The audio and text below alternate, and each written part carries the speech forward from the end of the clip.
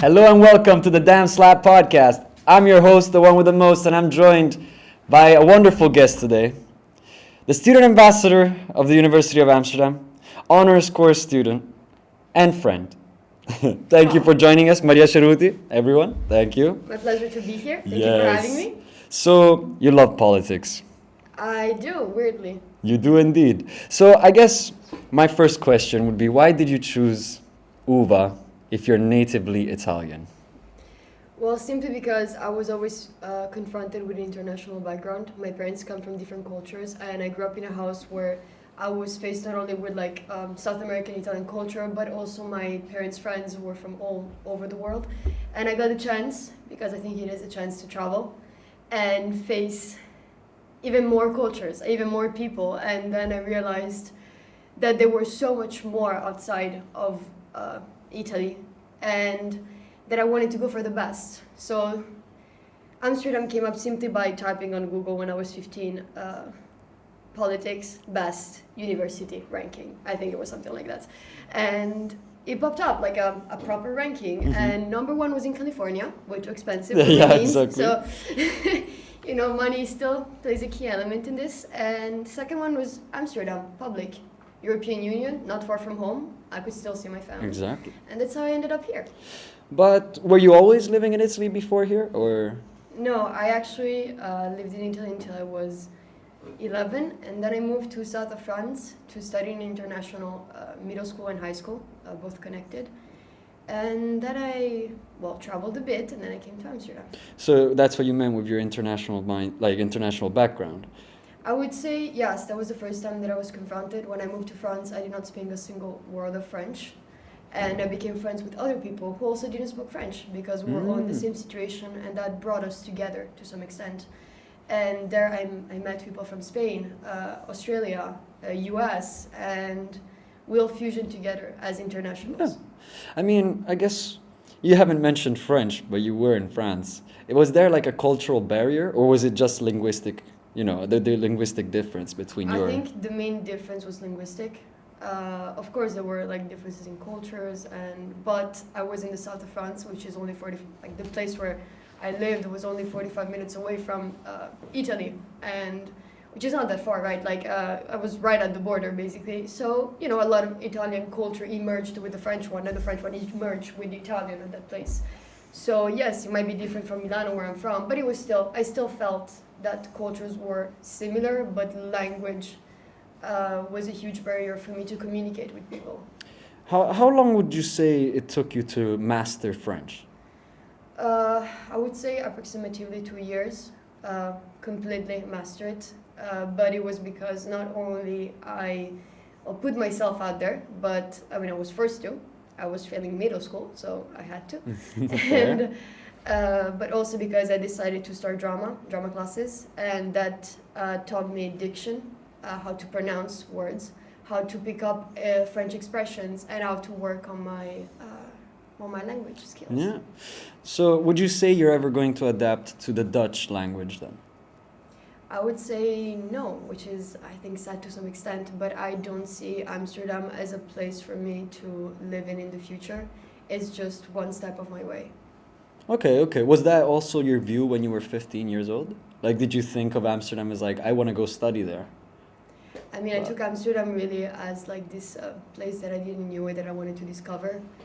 When I was 15, I didn't even know what Amsterdam looked like. I had no idea. I didn't even Google it because I wanted to keep the surprise effect.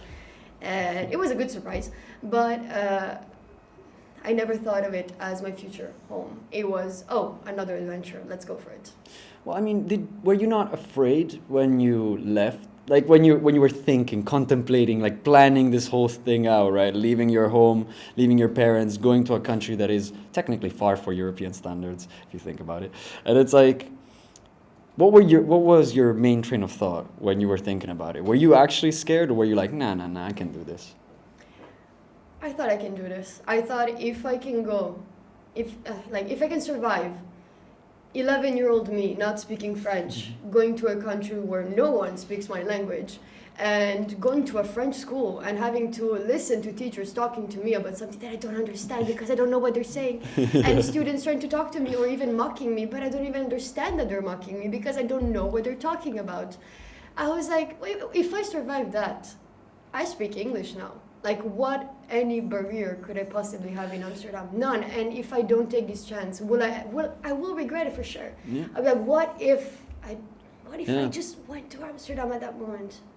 I mean, but it is a big challenge, I believe, for a lot of people to, look into the future and say, okay, I'm going to make a drastic change. I'm going to change everything about the person I am, the person that I want to be, and my direction in life, and just switch it over and put it in the hands of faith. And that's why I respect something like that, the courage of going to other countries to experience new realities. I understand, though, from a previous discussion that we had, that you traveled to Australia for a period of time? Yes, I did an exchange of, it was 4 months, I believe, when I was 15. Everything happens when I was 15. That's amazing, though. That's amazing. 2015-16 was my best year, for sure. I went to Australia and to improve my English because in the French system I could not have... I couldn't receive a good English education, let's put it that way. Teachers were not exactly what I was expecting. Mm-hmm. And so I decided, like, you know what? I'm gonna learn in Australia. Like, why not? It's only on the other side of the country. Yeah, exactly. Like, literally on the polar other world, side of the world. Like, it's not, next door. Okay, let me hop in Australia. It's another adventure. But it's a very, very it's a very true scary adventure. But it is an adventure at the end of the day. And you suffer from it. I'm not gonna lie to future students who are contemplating moving to Amsterdam or Rotterdam or whatever, that it's gonna be easy, because that would be a lie, and I don't want to lie to them. It's gonna be hard for sure. But what if you don't? What if you don't go? If you don't feel comfortable in the place where you're living at this very moment, whether it be Italy, France, Australia, Brazil, whatever. Mm-hmm. Yeah. If you don't feel comfortable there, if you feel like you want to experience something else, you shouldn't limit yourself. Yeah. Because we're already so limited, right? Yeah. Like, think about it. We need to follow rules for basically everything. We need to wear a certain way. We need to be formatted. We went to high school. It was kind of mandatory. You had to do like your classes, assignments. There's so many things you're limited in. The only thing that changes is like where can you do those things and with which people. And that is a part that I think is personal development. Mm. Where can I go and who am I going to hang out with when I'm there? And that influences the person you are overall, yeah, for sure. I mean, the thing is, I personally have seen how well you have adapted. Sorry, how well you have adapted in the Amsterdam setting with the international environment, different types of people from different courses even. What would be your advice to any viewer who's just thinking like, oh yeah, but how do I make friends with people who I don't understand? It's like, I have to there's a lot of pressure into socializing. That's the thing. In universities, there's so many cultures that if you're not aware of what they are and how they function, you can do them wrong. So, for example, I went with the producer of the show to eat. They eat, what was it? Like a chicken that's not even cooked. It's like raw. That was traumatizing. But that's different cultures, you see, and I had to accept that. I didn't eat it. I'm sorry, I didn't. I might. Shame. Yeah, but that's the thing. It's like there is that impact. So I mean, what would your advice be for anyone who is just scared of this cultural, imbalance? It's kind of a depressing advice if you take it separately. Like, you're gonna be like, oh, okay. What? Is that what we're doing? No. Basically, you need to accept that people don't owe you anything. Mm-hmm. You shouldn't expect anything from people. You give, and then you will receive something. Mm. And it doesn't mean that you have to completely embrace all of what they're doing, all of what they're saying. It doesn't mean that you have to become one of them. You are your own individual. And you shouldn't expect people to adapt to you the same way you will not completely adapt to them. That's true. You can see it as a depressing way. Yeah, like, okay, that's true. Like, no one's ever going to do shit for me. But, no. But from my personal experience, I'd have to say that different cultures make me enjoy the reality that I live in, as in different opinions. The thing is, I know that you live with 2 roommates, right? Yeah. One of them is French and one of them is Indian. Mm-hmm. Ranging cultures, very different. But I've seen it. You guys have all adapted very well. So I guess in regards to roomies, what's your golden rule to maintain some sort of guidance in the house? think the main rule would be respect and boundaries.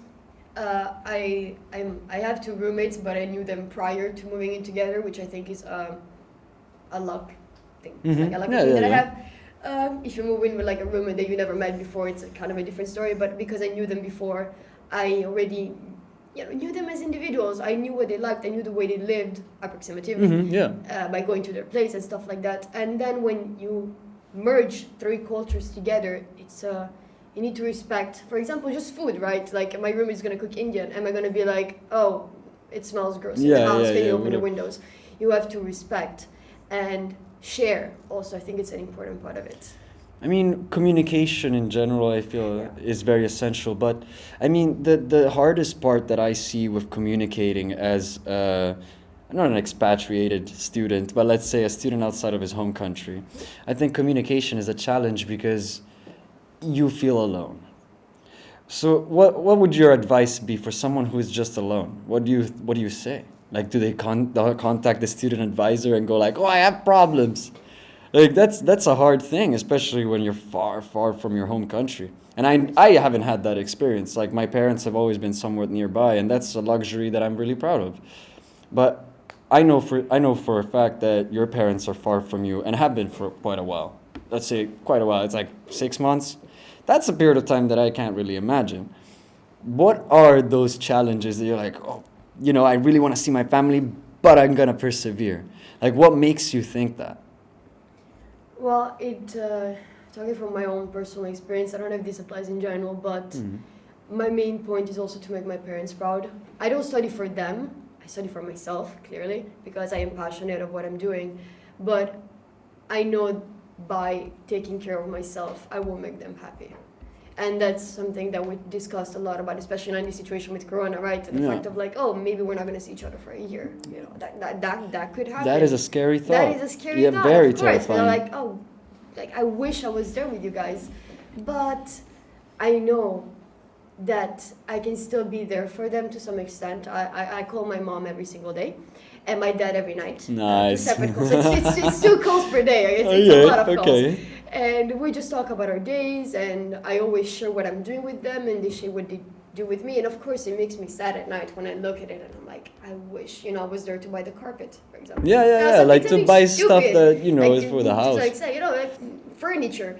But it makes me sad. But at the same time, I know that by doing this and by bettering myself as an individual, by working, I will be able to pay them back. Not as in money, not as in like, oh, here's a check for like all the money that you spent on me, But just emotionally give them back. If they know that I am happy and then I can be able to handle myself only by myself, I know that is a huge pride for them. And it's also a huge pride for me. And it's to keep them happy, and it also helps me, if I take care of myself. That always helps. I mean, I guess I've always heard this over and over about like how to maintain yourself on a course is just to, do the course information, just do as they tell you, regurgitate information, and you will succeed. That's the thing, is like, I don't know. I feel like studying in general is very subjective, but what's your methodology when you're studying for an exam? Depends on the course, but I think regurgitating information is not going to get you anywhere, because by the time the exam is done, by the time you submit the assignment, you close the laptop and you forgot everything. Like, it's not going to stay in you, right? You're just like, okay, I'm done, cool, I'm going to go hang out with my friends now. And that's the end of it. No. The way that I approach it is understanding what is happening. It doesn't mean knowing every single term by heart. It doesn't mean, reading the same page over and over until I can repeat it. Yeah. It's by understanding it and applying it. For me to, for example, if I study, I've been studying philosophy of politics, and philosophy is also a course that helps that, in a sense that it's going to be very broad, complicated concepts, and the only way to understand is to apply them into situations. And that is a mental process that I always do when I have to study for an exam. What does this mean? How can this concept from 300 years ago can be reapplied now? Is it still relevant? If it's not, why? And if this concept exists, did someone reply to that? Like, as in reply, not in the chat, but like, they said, well, I took this from this guy, but I don't agree with it because this. And then you're like, oh, he's also right. Okay, so that means if it becomes this huge, broad interconnected network of study, and that's going to help you so much. And you can also bridge courses between them. I'm doing political economy and political philosophy, and sometimes things that I see in political economy are actually decisions that are made, practical decisions, are based on those concepts. And then you can bridge between courses. And that's when I think you really understand your studies. And that's when you get motivation to study as well. Because if you just tell yourself that you need to repeat and just do what they say, so you pass, well, what's the point, right? Yeah. Get a diploma and get a job. But what happens if you go to your workplace? Are you just going to do what your bosses tell you? Keep your head down and continue, and are you gonna better yourself as an individual? I don't think so, but that's my own personal opinion. Of course, that's always kept in mind. But you originally started, well, let's say you started the course of media studies with the intention of then leading towards a more political approach. What was it about media that attracted you? Like, was it the nature of media, or was it the presence in your life? Well, it was more the power of media, and when I studied Second World War in high school, they talked about it. I wasn't expecting really that one, yeah. Like this, but I swear there's a reason. Like, I don't know, Hitler chilling on Twitter, like getting banned, I don't know, like that would be some utopian future. Anyway. Utopian? Okay, actually, yeah, okay, never mind, actually. But, no, in this, when I studied Second World War, right, we studied propaganda because it was a huge thing in every history textbook. And I was like, oh, this is really cool. Not what they did, but the method which they did it. What did they use to convince people with an idea that for us right now it seems like blood? Like, what? Like, you really believe that? Like, wait a second, who told you this? But they did it through different channels. They did it from television, not television, sorry, radio. Well, mainly. yeah, eventually, I guess. Eventually, after World War II, radio, newspapers, flyers, anything you could think of, and they appropriated culture. And I thought, this is pretty cool. Of course, I'm not gonna manipulate masses. I'm not gonna become a dictatorship like your right hand. Okay, now I'm gonna, But it still applies to politics nowadays a lot. And even more than ever. And I do not want to be a politician. That was also my main point. I do not want to be the face of a political party. The general public will never know who I am. I would always be behind the curtains, directing, the puppet master, as they would say. I mean, but it does take a lot of responsibility to work in a field that concerns so many people. A lot of people find comfort in working in closed environments, such as, it's like you have an office, as you said, you have an office, you have a boss, he tells you what to do, and you do it. 9 to 5, and you're done. I guess the burning desire is what a lot of people lack, right? Is that burning desire of making a change. And I've heard of several versions of this, that people say that nowadays it's kind of harder to make an impact because there's so many people who have a voice, like this guy. There's so many people who can share their opinion and voice online that it's kind of like a lot of people fall under the assumption that you can't really make a huge change anymore. Do you believe that? No. Not because I study politics, but for the simple reason that it's kind of logics, right? If everyone believes that nothing's going to happen, it's a self-reinforced way of thinking, it's a vicious cycle. It's a vicious cycle because it's like, I'm not going to do anything because nothing's going to change. Look, nothing changed. And you're like, yeah. But that's because, sir, that's, you exactly. do the thing, right? Yeah. And I'm not going to say, of course, that one individual can change the world because that is way too idealistic, but one individual can make a certain change. But I like to believe that too. There are, of course, situational limitations. I do believe that. But, nonetheless, I just want to know, out of all the countries that you've been in, right, they were such varying cultures, different from yours. Yet, I would want to know, if you had to live somewhere, where would it be? Impossible question. I literally got a few answers from people on the podcast. I'm going to make a compilation of this shit. Anyway, go on. Well, I'm just asking this because you've seen places that a lot of people fetishize or fantasize over, such as Australia, such as Brazil, for those who don't know. I think, you were in Brazil, or Argentina? I worked in Brazil for 3 months in the Amazon forest. Oh, yeah. Average things. Yeah. Just chilling in the Amazon forest with my man Tarzan. Just chilling around. Of course. I mean, don't forget Baloo. yeah, of course. So, But okay.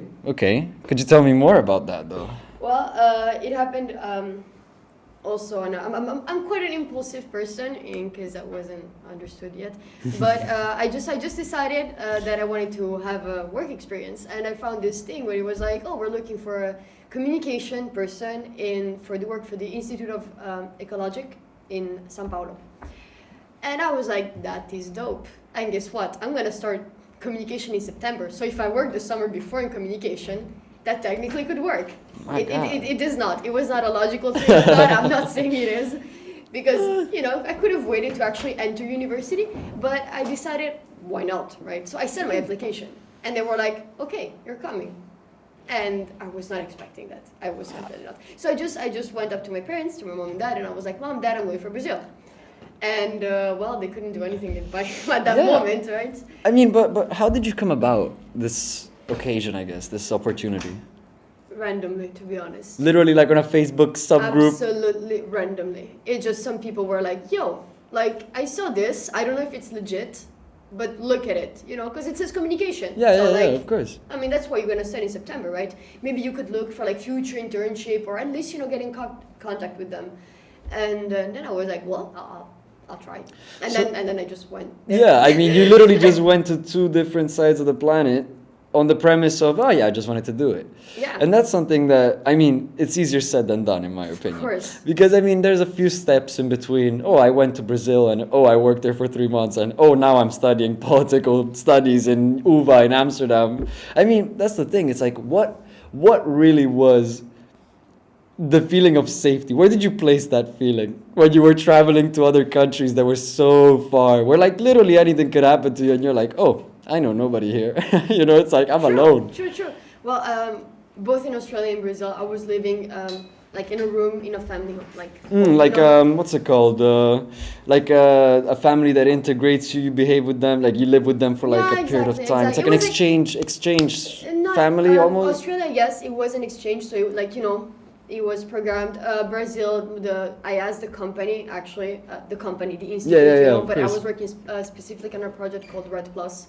So I asked my boss on the project, not the Minister of Ecology of Brazil, of course, but like, I mean, I wish, but like, no. So I just contacted the guy from Red Plus. I was like, I can come, but like, where do I sleep? Like, where do I go from here? And he was like, oh, it's okay. There's a family here that can take you. And they gave me the contacts, and we started talking with the family, interacting. They were a real family, not a group of rapists. Okay. Good to know. So good people exist, everybody. Remember that. Exactly. Yeah. And they had 3 kids and a dog and a house and a little garden. And I was like, okay, and you were chilling in the Amazon rainforest. That was in the closest city. That was in São Paulo, because I worked half in the Amazon rainforest on the project itself, like physically being there, and then I also had to work in the office. So it was a half and half situation. And when I lived in São Paulo, I was with this family, and when I was in the Amazon River, I was sleeping on a hammock. Oh, like outdoors with the insect net, like the exactly. Oh my God. Yeah. How was that? Like I was about to ask because it baffled me, because you made it seem so natural, just like, I was in the Amazon rainforest and then I came to Amsterdam. It's like, all right, wait. It's like those are two completely different things. One city is so stacked with people that people live on like shocks, landing from Brazil and moving to Amsterdam. I came back from Brazil, and 3 days later I was on the plane for Amsterdam. So I didn't even have time to like reassess the situation. You might as well have stayed at the airport. You might as well just like some money in like public transport when I think about it. But I had to pick up I had to leave my summer clothes to pick up my winter clothes, because Netherlands and Brazil not the same the same climate. And then I arrived in Amsterdam, and I was like, oh wow, there's people, like there's a lot of people here, there's a lot of tourists. Why is this guy taking pictures of me? Like it exactly. was this but they are also very, very different cultures. The way that people behave and interact are very different. Definitely. In my opinion, for example, like it is harder to, well, not really harder, but it's more, I believe that the Dutch society is more, like focused on the self, which is also a really fair way of seeing life. It's like, you do what you do as a job, you get the money you get, You live your family, you have your little house, and that's it. But from what I understand, well, from my past experiences in Italy, like our culture is different in the sense that we think more like a group, in the sense that if I go to the bar, they'll know exactly what I did the day before and the day before that, and what I got as a breakfast good with my and family, bad. how my grandma's Yeah. doing. And that's the thing, this was all a lead up to the major question. These two cultures that are polar opposites, you experienced within the matter of a week, objectively speaking. Yeah. I mean, what was the cultural impact that you had? Because neither of those were your cultures, yet you traveled from one to the other to see the absolute extremes at which they were. But I think that is such an enriching experience, right? Because then you realize that you have a choice. You can choose whether to be one or another. It does not just falls on you because, well, your family's like this, your city is like this, so flam, this is yours now. yeah. No, actually, no. I am my own individual. I can choose whether at times to be on a more collective Yeah. point of view, and sometimes I'm gonna be like, no, now I'm gonna take care of myself. I'm gonna distance myself from the group because I need to fix some stuff for me. Yeah. And that is, you could argue, more individualistic. And that's the thing. You can find this beautiful balance of going from one to the other. Yeah, I believe there's always the necessity of balance with most things, even diets, most certainly diets, by the way, I believe that.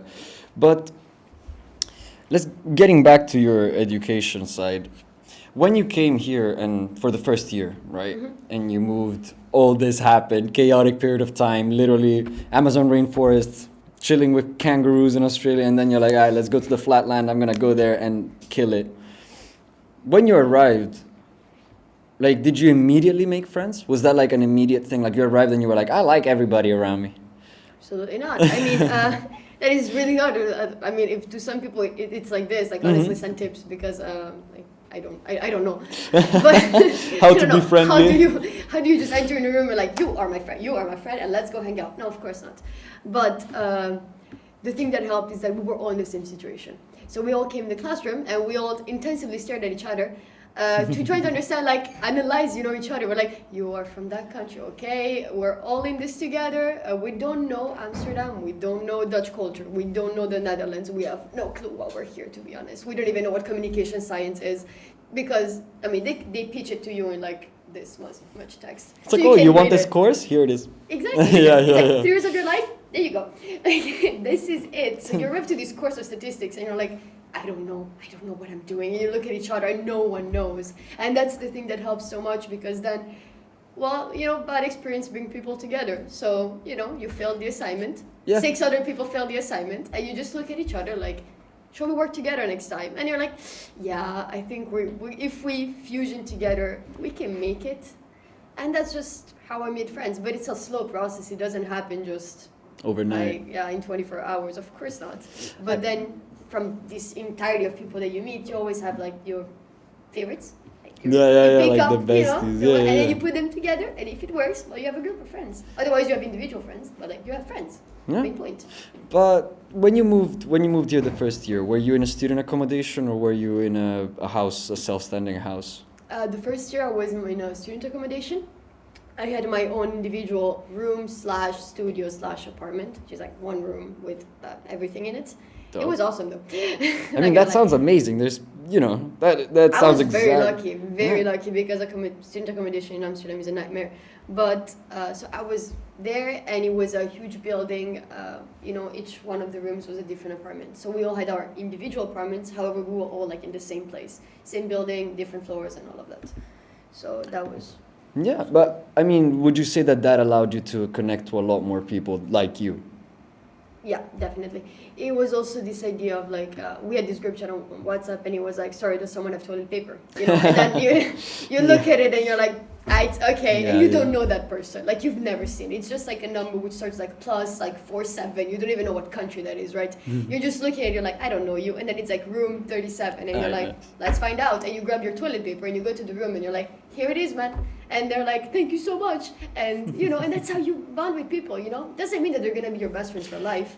But it brings a sense of collectiveness when it's like, we're all in this together, so let's help each other out. I'm out of salt, rice, oil, basic Got some needs. money? You know what I'm saying? No, but I mean, I do agree with that. I've seen it with my own eyes. A lot of students find each other in similar situations, and Situations of struggle. Like, exactly. You struggle together, we bond.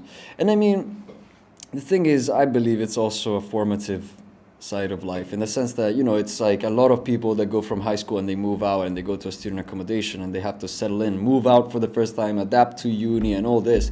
It's already a lot of tasks that you got to do. It's a lot of problems. There's a lot of responsibility. But this year, we have even more problems than ever before. I'm talking about, you know, the pandemic. If anyone at home doesn't know about it, in case read you a live book. in a cave, right? Literally read an article. Literally, I don't know, do something. But with the new COVID, you know, not new. I mean, it's been around for like a year. But like, with the COVID regulations and everything, has it been harder to do uni? Are you forced to do everything online? Well, it depends on case. Like, I know, for example, that I know this for a fact that your university, you know, allows you to have courses on campus, but mine doesn't. Only for first years. Yeah, go on. Exactly. Point of second year. That's why, God damn it, you know. Yeah. I lost my first year privilege. Yes. But yeah, for us, everything is online from exam, and the thing is like, I can't really put the blame on the university, and I can't put the blame on the teachers, because we don't know what we're doing as students. They don't know what they're doing. The course coordinator doesn't know what he's doing. And we're all in this situation where we have to rely on technology to do something. And, you know, technology fails. Exactly. Sometimes. Not always, but Not sometimes, always, you know, it crashes down, laptop don't work, Wi-Fi connection, like, you know, just says bye and leaves. And then you're faced with like, okay, I had an exam and now I can't take it because the platform's not working. And I also have to study from home, and I can't meet with my friends at the library to discuss things, which always helps before an exam, you know. It's really different, but you can't put the blame on anyone. No, I mean, to be honest, everyone is really baffled by this situation. I think everyone is in the stage of panic. We need to hit up the World Health Organization and see what their opinion is about COVID, just to get an understanding of it. But I guess it is a very scary period of time, and especially hotspots like Amsterdam, Rotterdam, big cities at this moment, who are affected by this. And I've seen a lot of students who have been forced to go back to their home countries, either by choice or by literally being forced to do it. And it's like, you know, it is painful to see that change. For you, a person that has done this change several times over and over, thinking that you can't travel anymore. It hurts. But not because, well, I've always, even when I just moved to Amsterdam, right, before Corona, before all of this, I still miss traveling, like, to be honest, because I was, for the first time, you know, I took high school very lightly, which I do not recommend, but just a disclaimer real quick. But, you know, I took it lightly because it was mandatory. I had to do it. Of course. I'm not going to lie. I just survived. For the piece of paper, as you said before. Yeah, exactly. And took a piece of paper, and that was it. But then university changed me. And when I came here, though, because of that, starting in high school, I had the chance to travel because I didn't really care, and also it was not as heavy as a workload as it is in university. And when I moved to university, I could not travel anymore. So already the first years, it was hard for me to just accept the idea that I was stuck in a place, which is a really good place. Amsterdam is awesome. Oh yeah, I'm amazing. not bashing down Amsterdam. It was really cool. But after the second year, I was like, I'm bored. Like, I want to go somewhere. Let me go somewhere. And now what happened? So I already had that prior to Corona. What Corona did is simply tell me, like, you can't see your family. And that was just a big change. It was not traveling in the sense of like, oh god damn it, I want to go to Sicily to go on the beach. I can't go on holiday this year. Like, oh my god. god. Damn it. No, it's just family. Yeah, those are really first world problems, though. I've heard that before of people just Exactly. being like, oh my god, I had so many holidays booked and now I can't go. And it's like, okay, that's nice. But like, think about people who actually are stranded in the middle of a country that is like completely different. They're not accepted. They're literally stranded. And we're like, oh, but I wanted to go skiing. Yeah, I mean, it is kind of weird. It's like, I gotta be pale, I gotta go to the beach in like 5 seconds to try. Like, god damn it, you know. Yeah, it is what it is. But I mean, at the same time, it's like with all these regulations, especially online classes, in my opinion, limit the chances that students have to really understand stuff. I mean, especially with, you know, assignments and stuff, you get to confront other people in person. You get to be like low key as well, just like, oh, did you do this assignment? How'd you do it? Oh, I did it like this. Oh, I did it like that, and you didn't do anything. But like, you get me? It's like you're still trying to hang on to those like pillars of hope. But online is really, really hard, especially because you have this camera. You look at it, once it's done, slap the computer out, yeet, and I'm out. You know, it's like I've seen that a million times. And that's the thing. It's like, how do you feel about online classes? Do you think they're really like a challenging feature? Like, are they a good didactic tool? I don't want to get political in my answer. Just give me a sec. We're forced into it, and that's the situation right now. But I generally do not believe that online learning will ever replace real learning, even remotely. It's really different, and not in a positive sense, you know. And it's also the fact that, we've never faced this before. Like, anyone, like it just happened. It just fell on us, so we didn't even have time to prepare it, or to even like maybe go back to some knowledge that we had of like, oh wait, no, I know how to do online classes, right? We did this before. No, it was completely new out of the blue. So I think that's also the element of shock that comes in there. And it's like, okay, now I gotta figure this out. But not only me, actually, the teachers, the coordinator, the university, the governments, like the health, everyone is like looking at each other like, we're gonna try this and it's gonna fail, but like we're gonna try this, and it's not good. Online learning is not good in my opinion. Exactly.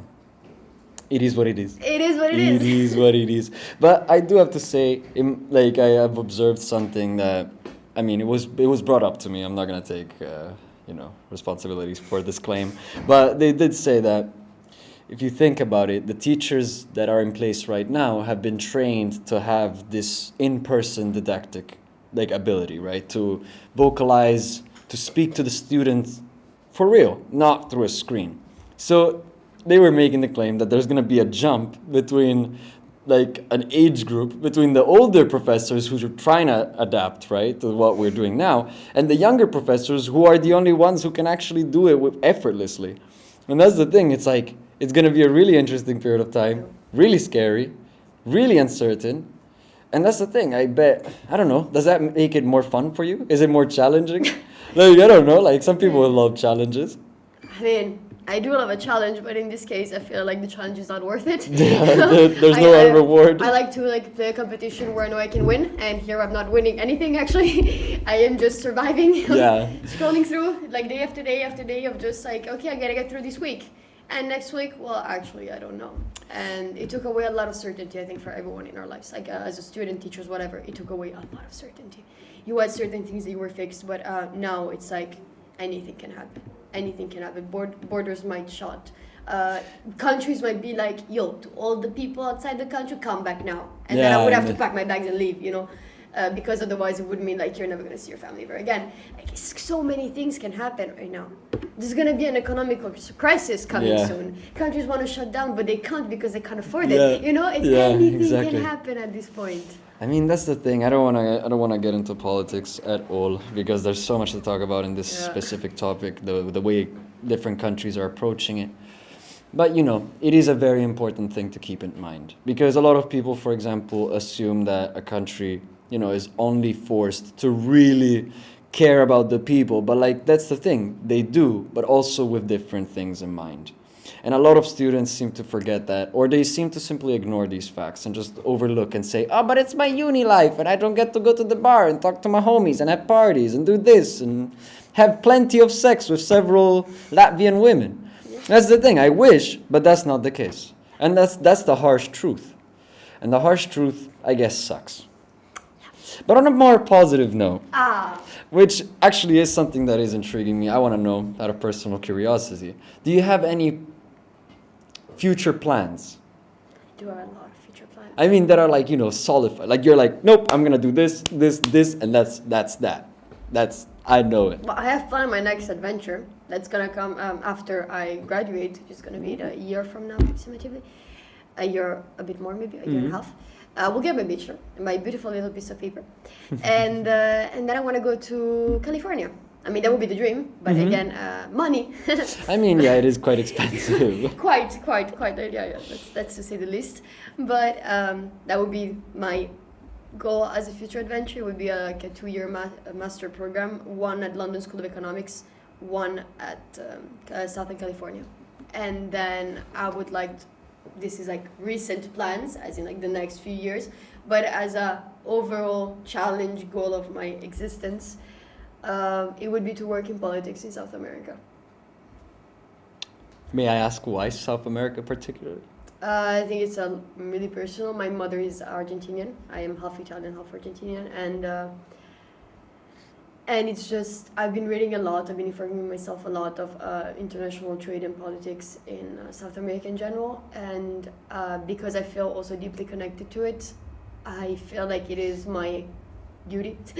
Okay, like a moral duty. Not in a negative sense. It's not like this prediction on my life that some witch made, but like I want to go there and I want to change things for the better, which sounds so cheesy and so like, idealist. Mm-hmm. But that is my overall goal of life. And therefore, I have the right to be an idealist on that. Yeah. Because if I am sarcastic even about my general goal in life, then what? Then what? There's no direction. That's true. But I mean, what would you say to those people who are very uncertain about their future? What is like a tip that you can give them about finding their path? make something that will make sense to you. Only you, not anyone else. Very individualistic culture again. Mm-hmm. But make something that will do something that will make you want to get up in the morning. Do something that it brings that fire inside you that you're like, whatever. Okay, I'm not going to sleep tonight. I'm going to have 5 mental breakdowns this week. I'm going to cry myself to sleep. But you know what? It's worth it. It's do something that it's worth fighting for. It doesn't mean politics. It doesn't mean economy. It doesn't mean changing the world or throwing a revolution. It means even just opening a shop, if that's your dream. That's absolutely fair, Yeah.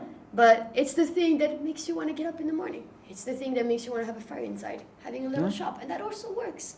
There is no judgment on that. Absolutely not. I mean, without the guy that sells me stuff at the corner store, I can't buy the stuff from the corner store. If you want to buy land and become a farmer, go. Yeah. Honestly, go. But do something that makes sense to you. Because life, and it's very cheesy again, life is short, right? And we don't know what's going to happen anyways. Especially now. Especially now. Yeah, thank you. So, time is limited. We have a limited time and quite a limited amount of options as well, right? As I said, we're all formatted and we have to follow the rules no matter which decision you take. Yeah.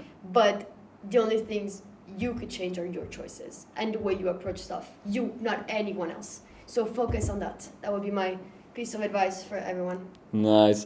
I mean, one last question. Just, do you have any internships in mind? You said California, but like, is there a specific? Oh, that would be the master's in California. Okay. Internship, I'm actually conducting. I want to go to Italy. I mean, I found an opportunity in Rome that I think it's quite interesting. Oh, in Rome. Yeah, I know, Italy again, it comes up. But it's just because the opportunity came up because of contacts. And, Corona, Yeah, of course. It depends. It's not a certain project, but like I would want to, if I can, I would like to go to Rome. Otherwise, I have also met a few people in Mauritius who have some form Mauritius, excuse me? Yeah. Who have, the man is part of a political party, and he told me that he could call me in for an internship during the election time period, which would be exactly what I would want to do in my life. And it's just for now bits of projects here and there that I'm going to piece up together. Brazil also, like the institute, they were like, if you want to come back on the project, we're still open for that. So I'm just mapping my possibilities and not closing any door. I mean, that is a really good piece of advice for everyone, I think, just in general, to keep your mind open. No, it's like, don't be certain about anything. Because the next week you can wake up and be like, actually, I was wrong. Actually, I do like pumpkin spice latte. Yeah. But today, I despise it, right? Exactly. Maybe next week is still the same, but I can't make that claim. I mean, I have to say one thing that really impressed me about your approach to studying or your approach to doing things is your mentality, which is not I have to succeed, is I cannot fail, which in my opinion would put a lot of pressure on me, right? But that's the thing, it's like I think that's you are the impersonification of diamonds are made from pressure, right? Because you performed greatly under pressure. I've seen it before, and it's like, as you said, your entire story narrates across this silver lining of, I put myself in a place where I was doomed, right? I was deemed to fail, yet here I am, and I succeeded every step of the way.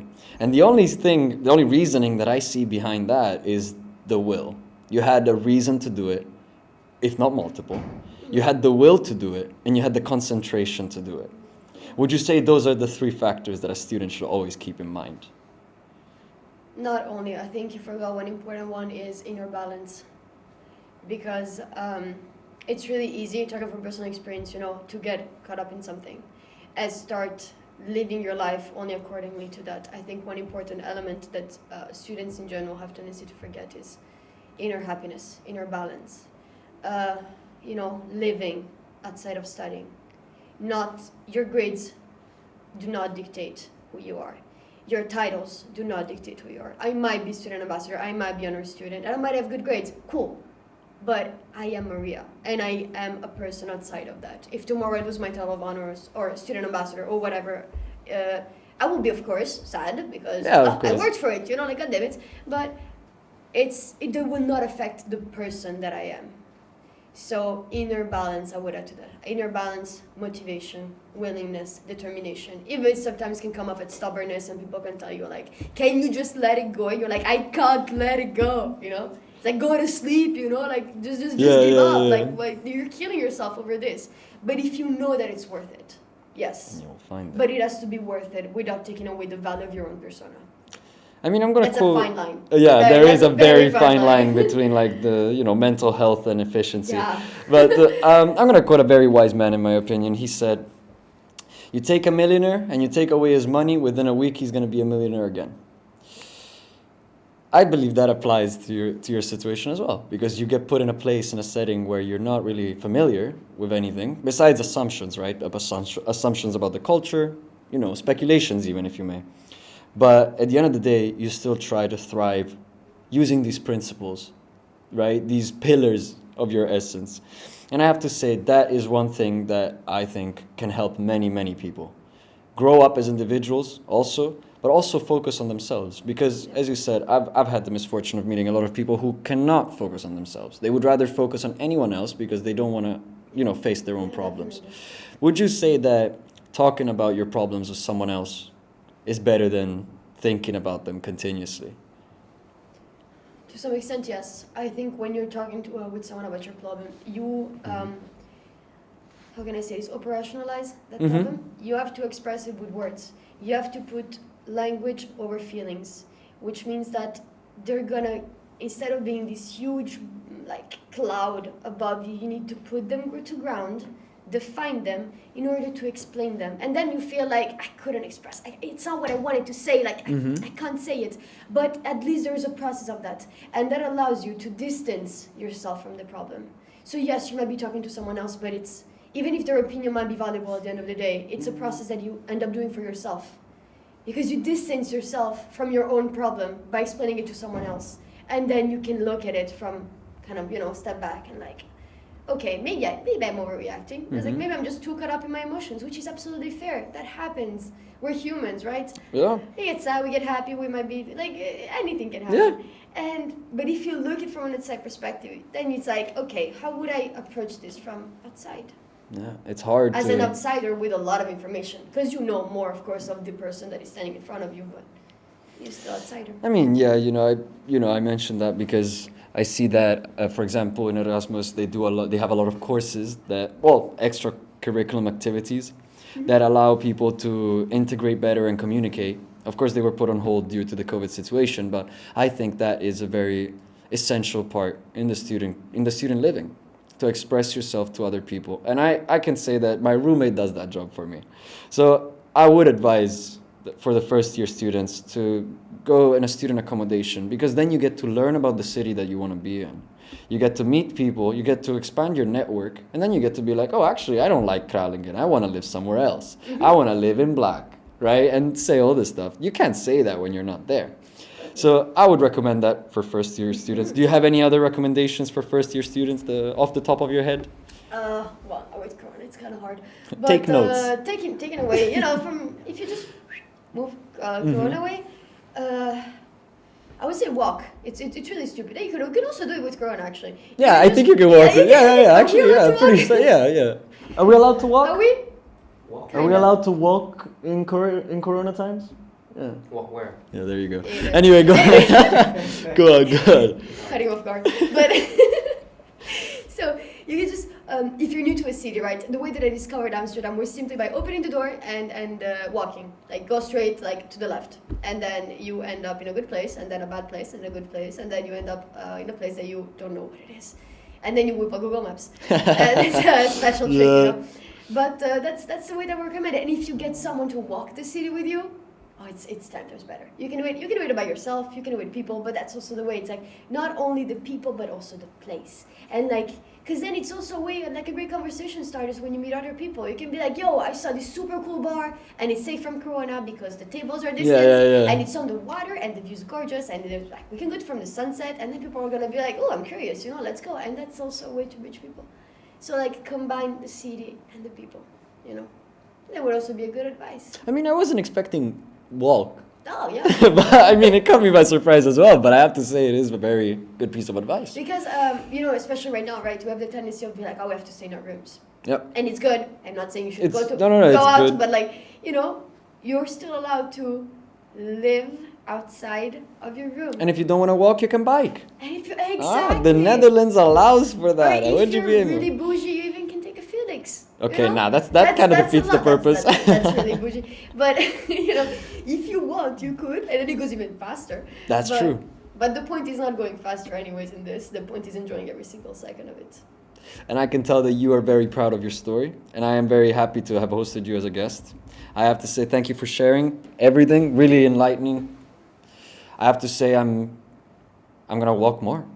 I'm gonna go out of my house and just walk. I'm down to walk. Okay, thank you, everyone. Thanks for the team. Thank you, everyone on the team. Thank you for I having me. appreciate it. I'll see you guys in the next episode. Bye.